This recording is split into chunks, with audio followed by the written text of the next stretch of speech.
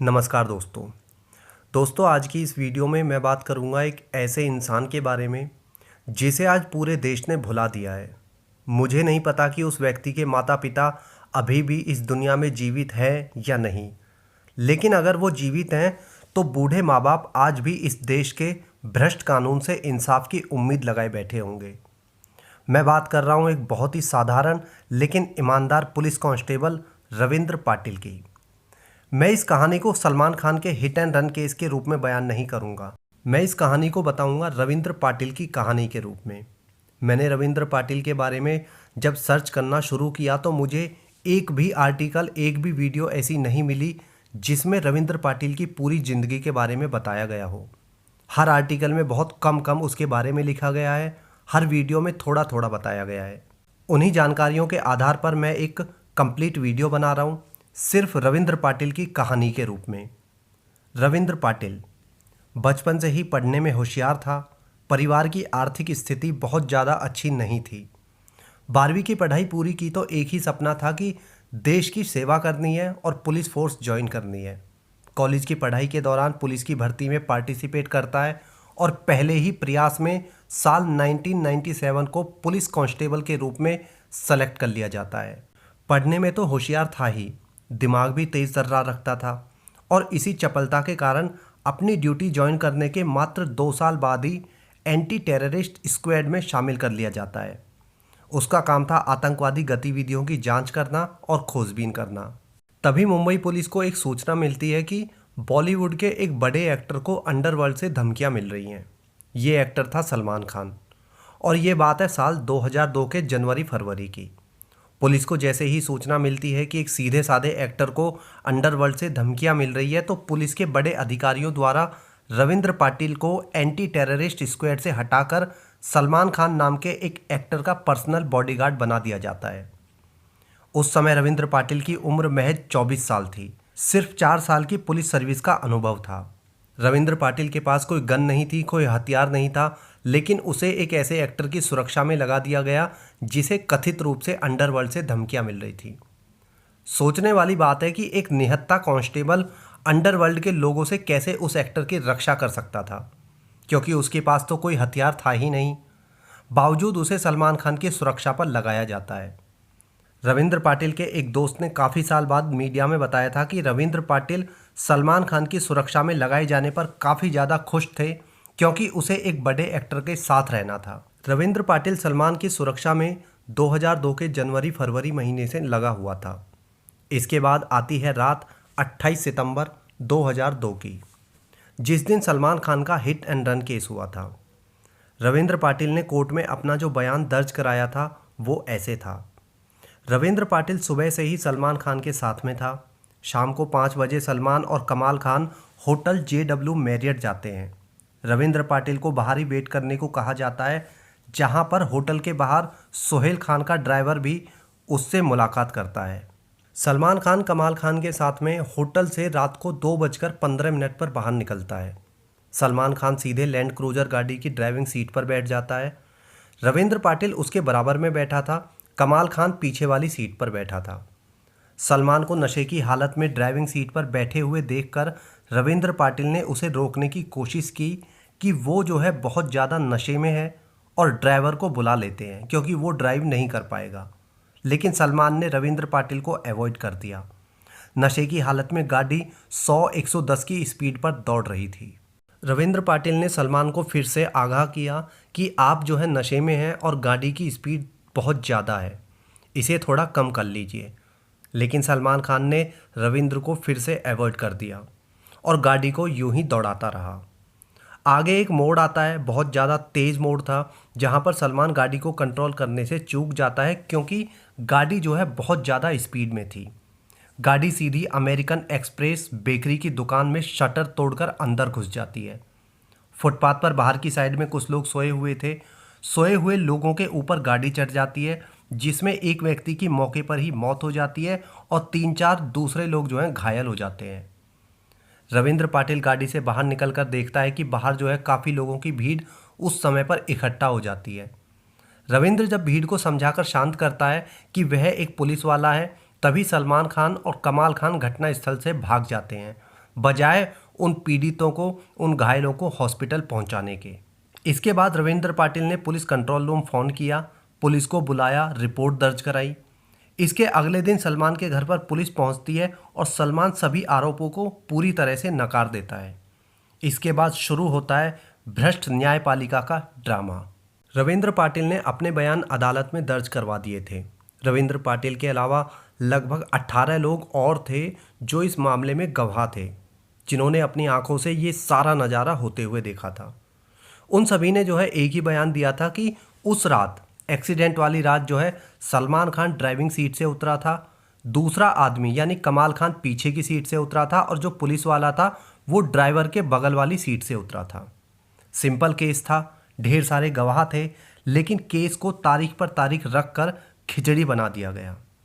तारीख पर तारीख लगती रही और हर तारीख पर एक गवाह कम होता गया।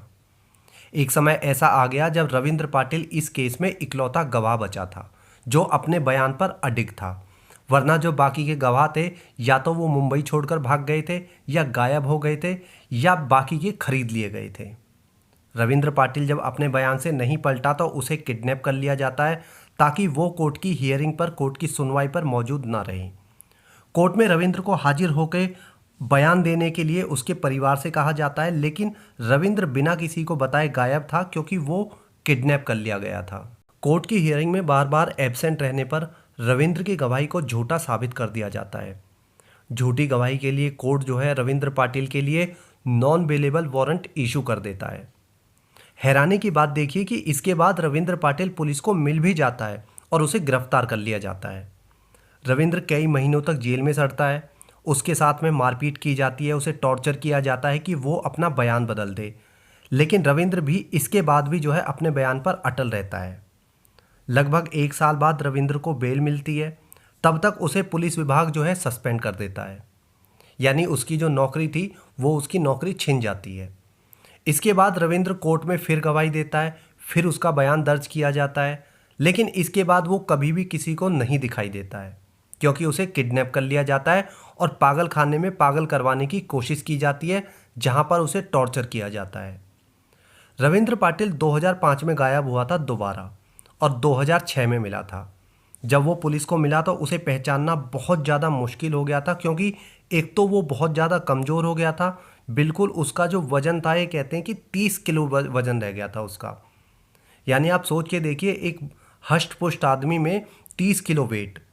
दूसरा, उसको जो है टीबी की बीमारी हो गई थी, वो टीबी का मरीज़ था, उसे कोर्ट आकर गवाही देने को सख्त मना कर दिया गया था। इसके बाद वो पूरी तरह से गुमनामी में चला जाता है और फाइनली 4 अक्टूबर 2007 को टीबी की बीमारी में रविंद्र पाटिल की मृत्यु हो जाती है। कहा यह जाता है कि उसकी जो मौत थी वो टीबी की बीमारी से हुई थी, लेकिन उसकी मौत आज भी एक रहस्य है जो कोर्ट में केस चल रहा है कि उसकी मौत कैसे हुई थी, इसका पता लगाया जाए। लेकिन आज लगभग 2007 से आज कितने साल हो गए, 13-14 साल हो गए हैं, उसका जो केस है उसमें आज तक कोई भी फैसला नहीं आया है। रविंद्र पाटिल इस केस का आखिरी गवाह था। इसके बाद इस केस में कोई गवाह नहीं बचता है, लेकिन केस को फिर भी साल 2015 तक लंबा खींचा जाता है क्योंकि केस को लोगों के दिमाग से निकालने के लिए समय लेना जरूरी था। फाइनली दिसंबर 2015 में सबूतों के अभाव में सलमान खान को कोर्ट से बरी कर दिया जाता है। सबूतों के अभाव में उस केस में जिसमें एक समय पर रविंद्र पाटिल से अलग 18 चश्मदीद गवाह थे। खुद वो लोग गवाह थे जो इसकी गाड़ी के नीचे आके घायल हुए थे या उनके परिजन। लेकिन धीरे धीरे सभी को ठिकाने लगा दिया जाता है, कुछ को खरीद लिया, कुछ को गायब कर दिया। जो गायब हुए वो गरीब थे, इसलिए उनके लिए कानून या कोई भी मानवाधिकार आयोग निकलकर सामने नहीं आया कि वो गरीब कहाँ गायब हो गए। लेकिन रविंद्र पाटिल की चर्चा आज इसलिए हो रही है क्योंकि वो एक पुलिस ऑफिसर थे, वरना वो भी जो है गुमनामी में कहाँ गायब कर दिए जाते पता ही नहीं चलता। दिसंबर 2015 में जब हाई कोर्ट ने सलमान खान को बरी किया था तब रविंद्र पाटिल की मदर सुशीला बाई कोर्ट में मौजूद थी। कोर्ट के फैसले से वो कोर्ट में ही फूट फूट कर रोने लगती है।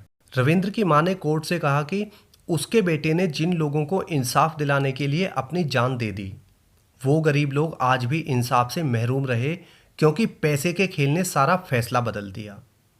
रविंद्र पाटिल की बुजुर्ग मां ने आगे कहा कि यह केवल मनुष्य का बनाया हुआ वह दरबार है जिसने हमें आज न्याय से वंचित कर दिया।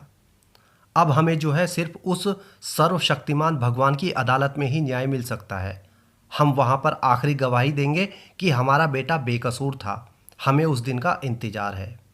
ये वो शब्द हैं जो रविंद्र की माताजी ने उस कोर्ट में कहे थे उस फैसले के बाद। लेकिन हैरानी की बात है कि रविंद्र की माताजी के इस स्टेटमेंट को किसी भी मीडिया द्वारा कभी भी नहीं दिखाया गया। रविंद्र पाटिल को टॉर्चर किया जाता है कि वो अपना बयान बदल दे। उसे सच बोलने पर जेल में डाल दिया जाता है। पागल खाने भेजकर पागल करने की कोशिश की जाती है। पागल नहीं हुआ तो टीबी का मरीज बना दिया। यानी रविंद्र पाटिल ने जीते जी इस दुनिया में गंदे से गंदा नर्क झेला था। उसे फ्रॉड बोला गया, भगोड़ा बोला गया, उसकी वो पुलिस की नौकरी छीन ली गई उससे जो उसका सपना था। रविंद्र पाटिल की जब मृत्यु हुई वह सिर्फ 29 ईयर्स का था और ये सब उसके साथ में सिर्फ इसलिए हुआ क्योंकि उसने आंखों देखा सच बोला था। वरना सलमान खान से उसकी कोई पर्सनल दुश्मनी तो थी नहीं जो उसके खिलाफ वो जानबूझकर गलत बयान देता। कोर्ट ने जो है एक बार भी ये नहीं पूछा कि गवाह जितने इतने सारे गवाह थे इस केस में वो सारे के सारे अपने आप गायब क्यों हो गए। कोर्ट ने एक बार भी इस बात पर संज्ञान नहीं लिया कि रविंद्र पाटिल ऐसे गुमनामी की मौत कैसे मर गया या मार दिया गया। उल्टा कोर्ट ने जो है रविंद्र पाटिल के बयान को विश्वसनीय नहीं माना। रविंद्र पाटिल ने बयान दिया, अपनी नौकरी दांव पे लगाई, अपनी जान दांव पे लगाई, फिर भी उसका जो बयान था वो कोर्ट की नज़रों में विश्वसनीय नहीं था। ये लड़ाई थी पैसे वाले पावरफुल लोगों से। तभी तो पुलिस विभाग खुद जो है रविंद्र पाटिल का दुश्मन बन गया था। 2005 में कोर्ट ने जब सलमान को बरी किया था तब कोर्ट ने रविंद्र की गरीब फैमिली को थोड़ा सा जो है अमाउंट सहायता राशि के रूप में दिलाया था। उसी अदालत ने जिसने एक तरफ तो रविंद्र को जो है जालसाज और फ्रॉड घोषित कर दिया था और दूसरी तरफ उसके परिवार को सहायता राशि दिलाई थी। अब यहाँ पर जो है सवाल उठता है कि अगर रविंद्र जो है फर्जी था, झूठा था, तो सहायता राशि क्यों दिलाई, उसकी फैमिली को सहायता क्यों कराई, और अगर उसकी फैमिली को सरकारी सहायता दी जा रही है तो रविंद्र जो है झूठा और फ्रॉड कैसे हो गया। यहाँ पर जो कोर्ट है वो खुद सवालों के घेरे में है। लेकिन इन सवालों के जवाब ना मिले हैं ना मिलेंगे। यही है इस देश की सच्चाई, यही है इस देश का असली संविधान जो पैसे वालों के सामने नचनिया बनकर मुजरा दिखाता है और गरीबों के लिए एक स्ट्रिक्ट मास्टर बन जाता है जो गरीबों को दंड देने को हमेशा तैयार खड़ा है। इस वीडियो में इतना ही। रविंद्र पाटिल के बारे में आप लोग क्या जानते हैं, अपनी राय ज़रूर देना। जय हिंद।